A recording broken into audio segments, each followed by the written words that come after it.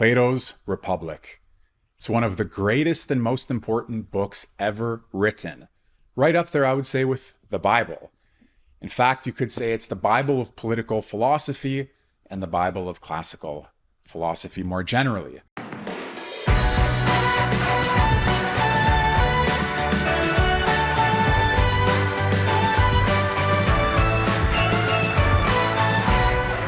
Why? Well, you may have heard the statement by Alfred North Whitehead that the history of philosophy, in the West at least, consists of footnotes to Plato, meaning that almost everything important that was said first by Plato. Everybody who comes later, whether that's Aristotle, whether it's Nietzsche, Kierkegaard, or whomever you can imagine, they are in some way responding to, agreeing with, disagreeing with, departing from, or reinterpreting Plato. Now, Plato wrote many works, so why the Republic? What makes the Republic so central? Well, consider that probably the most famous image in the history of philosophy, the image of Plato's cave allegory, comes from this very work.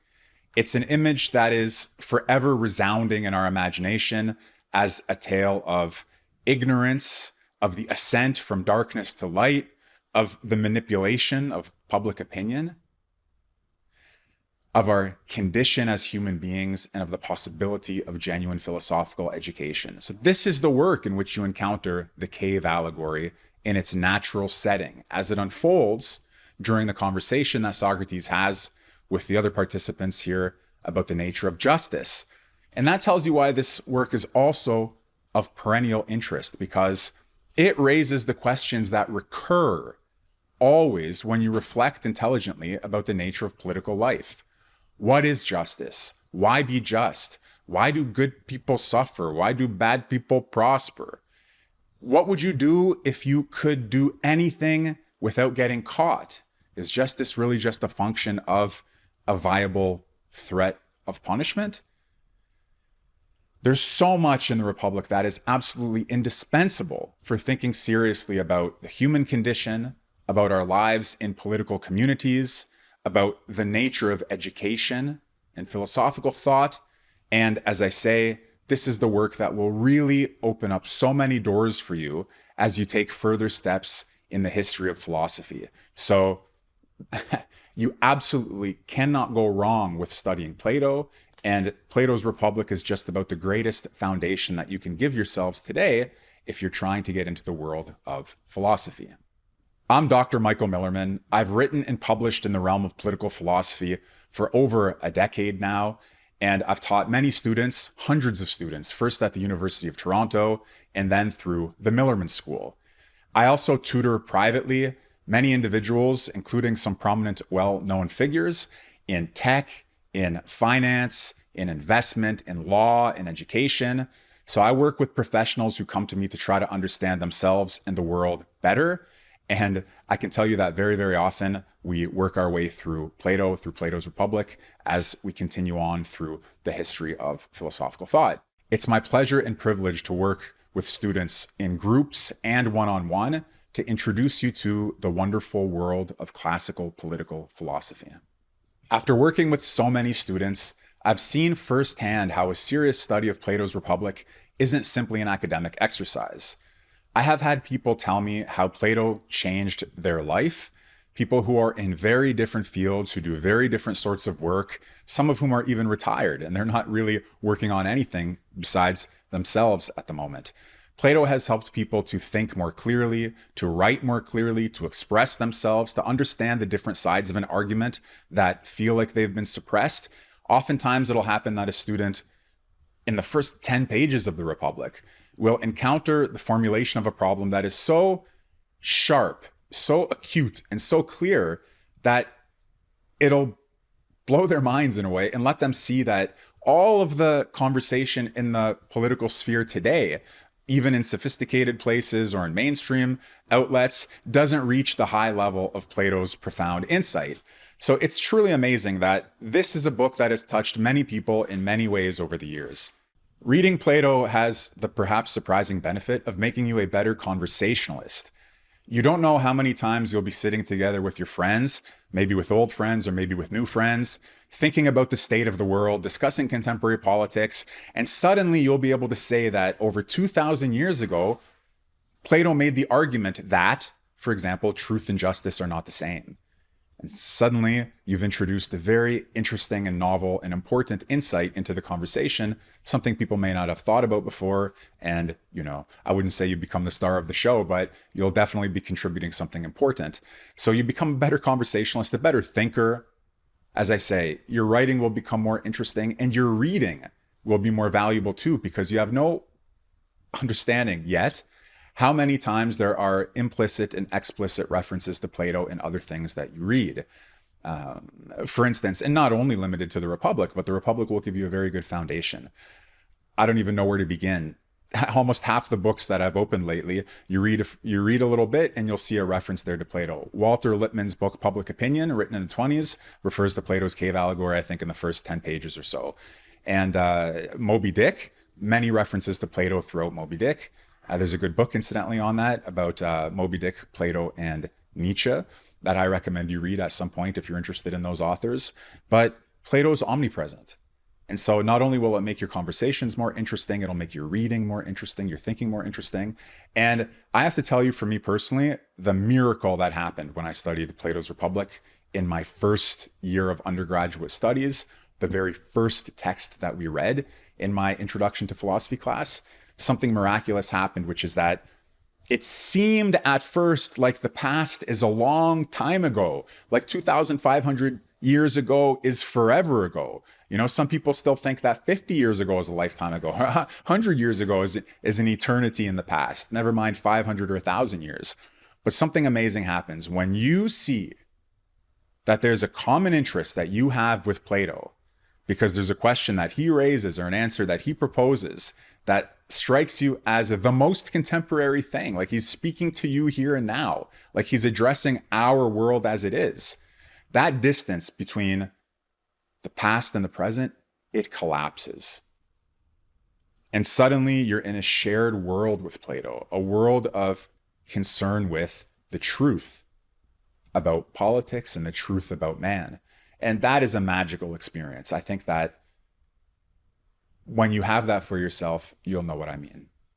Something else I'd like you to know about Plato's Republic is that it's a comprehensive book, meaning that it raises questions about, as I already said, justice, but also about poetry, about music, about beauty, about the gods, about the soul, about immigration, about crime and punishment, about knowledge, about science, about opinion, about myth-making, about propaganda, about control, about the relationship between the classes, about the nature of the crafts and money-making, about the need for national security, and the nature of the education of the warrior class.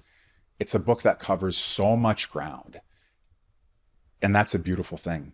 When you experience the comprehensive nature of the Republic, it will be difficult to find some genuine area of your life's interest that hasn't been informed by Plato's work. Now, for those of you whose primary interest is wanting an introduction to philosophy, there's no better book in the sense that Plato's Republic includes within itself, as part of its dramatic action, reflection on the nature of philosophy as an activity, the distinction of philosophy from other ways of life and other modes of being, and, as I said earlier, some of the most beautiful descriptions of the nature of philosophical life that you'll find anywhere, including the classic statement of the cave allegory itself. So it's a wonderful thing that this book not only serves as an introduction to philosophy, but it includes within itself an introduction to philosophy. So you really cannot go wrong with a study of Plato's Republic. With all the benefits that it offers, it's no surprise that a lot of people find it worth their while to study philosophy. But there's still the question of how to do it. How should you read Plato's Republic? And how should you think about these things more generally? There's a right way and a wrong way, or, it's not all equal how you do it. So I was lucky in that my introduction to philosophy was from a teacher who had spent a lot of time thinking about the right way to begin. Even things as seemingly trivial as which translation you use can be very important and very valuable. So I think, as far as I can remember, this is the copy of Plato's Republic that I started learning with 20 plus years ago. And you see it's translated by Alan Bloom. I didn't know at the time. I had to reconstruct this, reverse engineer this once I reflected on what made that class so outstanding. I learned that Alan Bloom was a student of Leo Strauss's, and Leo Strauss has proven to be the gold standard teacher in the history of political philosophy, in my opinion. This translation of the Republic, for instance, is designed to give you access to Plato's thoughts, not to Alan Bloom's thoughts, although there's an interpretive essay at the end where he does offer his own commentary and interpretation. So it could be something as little as consistently translating the same Greek word with the same English word throughout, so that as you're reading it, you get to see, what did Plato mean by nature? What did Plato mean by city? What did Plato mean by the word that is the title of this book? In Greek, politeia, translated into Latin by Cicero as res publica and in English as republic. But the Greek word politeia, you don't really know what that means unless you can follow its use in the book. But you can't follow its use in the book unless it's translated consistently throughout the book. And believe it or not, there have been translators of the Republic who took liberties with the translation, who thought that it was better to be expressive and poetic than to be literal and faithful to Plato's word choices. There are some who have, just as Bloom writes about in his preface, absolutely butchered the meaning of a passage or a phrase by translating it so loosely that they read into the old classic mentality here too many modern notions that do not belong to Plato's understanding of things. So even something as I say, as apparently trivial as which translation you use can make a big difference in your study. But that's not it. There's more to it than that, because you'll see once you get into Plato that before too long, actually, in my opinion, right on the first page, you'll start to have a lot of questions and a lot of things that you're going to want to discuss. And so as you study Plato, it's extremely helpful not only to have a teacher and a guide who's read it many, many times and who can sort of help you to navigate through it, but also to have a group of people with whom you can discuss it. What did you see? What did you see? What did this mean to you? What did this mean to you? What do you think about this argument? No, what do you think about that argument? The back and forth that takes place in a communal dialogue is so essential to the birth of philosophy that this book itself gives us a communal dialogue. Plato's Republic is not a treatise where you just have a conceptual exposition of the problem of justice. It's a drama with characters and conversations and personalities, because there are things that arise in that setting that don't arise in any other way. So there's an essentially communal aspect to philosophical conversation that is so valuable that, again, you see it reflected in the book itself. So you do need a great teacher. You do need guidance through the work. You do need to have people to talk to about what it is that you're seeing and not seeing. And it's also really valuable, extremely valuable. And I think you'll find it personally rewarding. And if you're like me, it'll be a reward that you give yourself not only for today and tomorrow, but for the rest of your life, to write in response to what you see and what you think.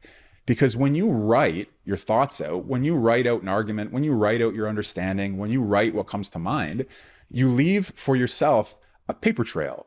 And it's a beautiful thing. You actually produce something. Conversations are great. Changes of heart are great. The experience of philosophical illumination is goes beyond what you can put into words with its splendor and all the rest of it. But when you write, you have a piece of writing. You have something you can publish. You have something you can share. You have something that you can reread later in life. And the more pieces of writing you have, before you know it, you may even have an essay collection. You may have something you could work into a book. So when you write, not only is it helpful for clarifying your thoughts and ordering them and working through your opinions and sort of doing all of that, but there's something just tangibly valuable to producing a record for yourself or for others, if you decide to publish, that you can go back over, that you can work on, and that you can just even, it's like photo album, right? If you look over a family photo album, you're glad that you have those photographs. And this is kind of like a photo album of your thoughts. And I just can't recommend it strongly enough. I still am very glad that I preserved my undergraduate and graduate essays. And I'm glad that I was forced to write them. And I think that as you write your reactions, you'll be glad that you did. Now, another thing that's very valuable for you as somebody learning philosophy, besides just writing, is getting some feedback on your writing and some feedback on your understanding. So again, it's one thing to have a primary text and a good translation of it. It's extremely valuable to have a teacher guide you through the work, somebody who's read it more times than you have and who can help you to understand and to see things that you might not have noticed before. To have a group that you talk to about all of the things that are on your mind, to write, but to get feedback on your writing. Because, it's one thing to get it out of your system, but it's another thing for somebody to comment, here's where you made a very sound argument. Here's where I think something is missing. Here you might have confused two concepts. So feedback on your writing is a very useful component of learning philosophy. It's similar to having a guide. It's similar to having a group, but here it's really just having helpful commentary that keeps track of your progress, meets you where you are, and helps you to take the next step in your understanding.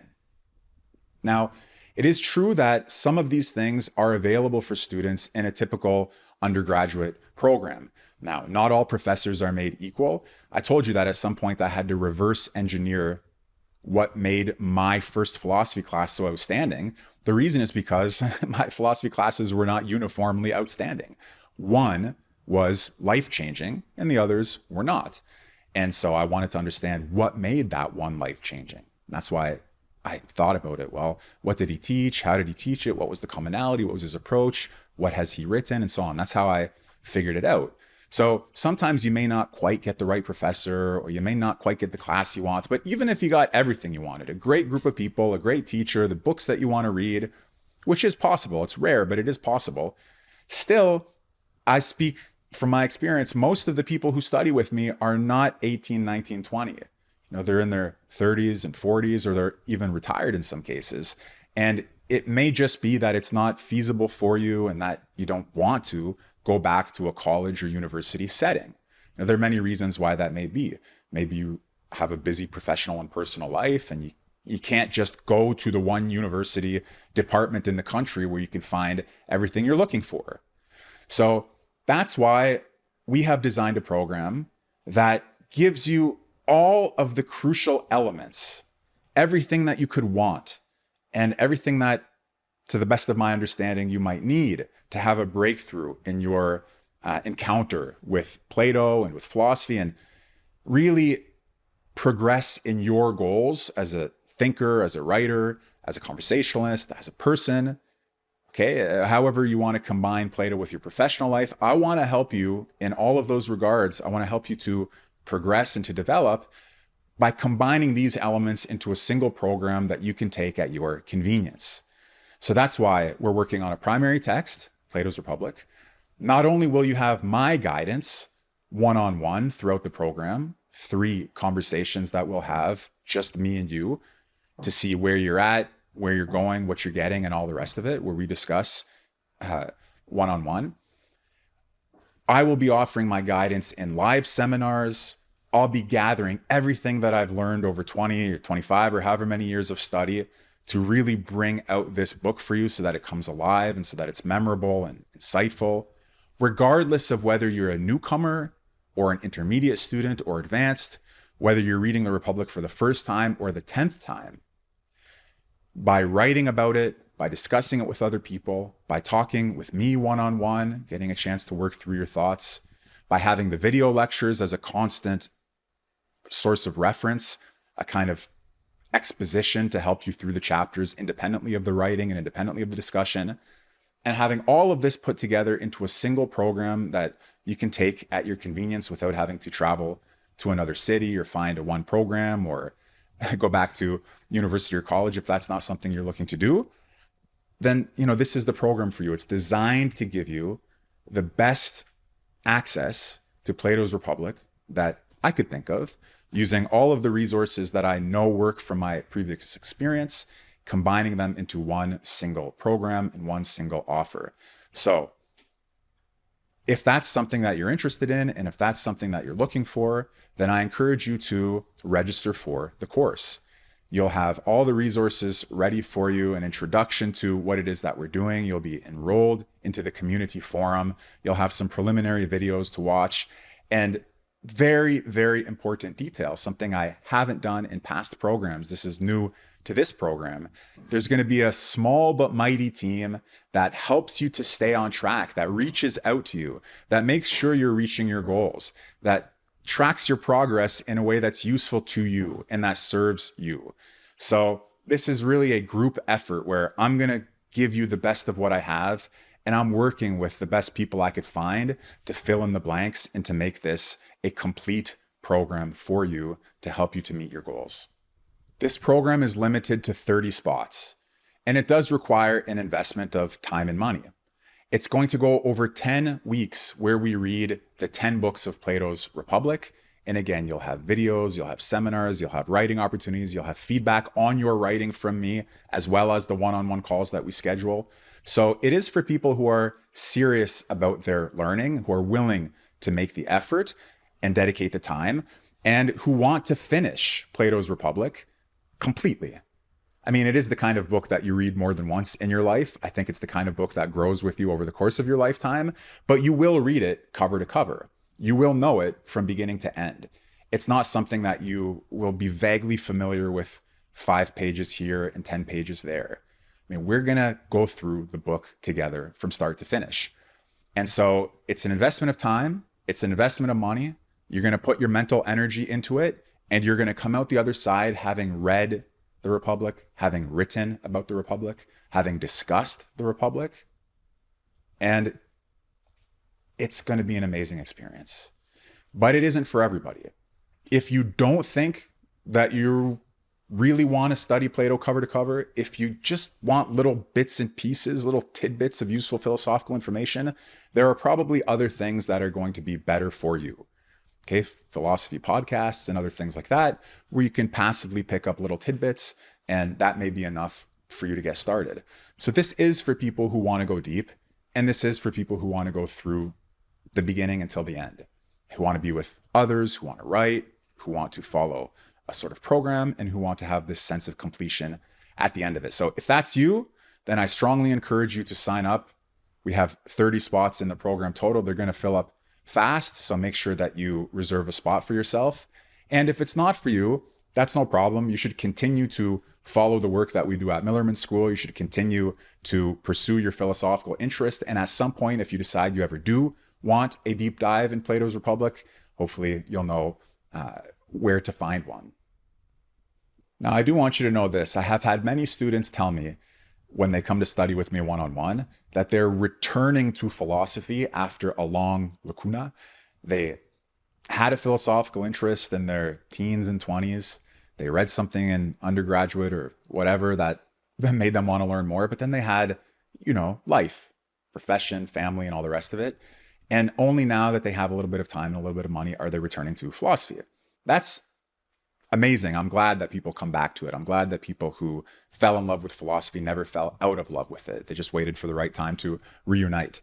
But what I want to say is this, that if you think you've put it off for too long and you wish you had read the Republic 20 years ago or something like that, look, the next best time to do it is now.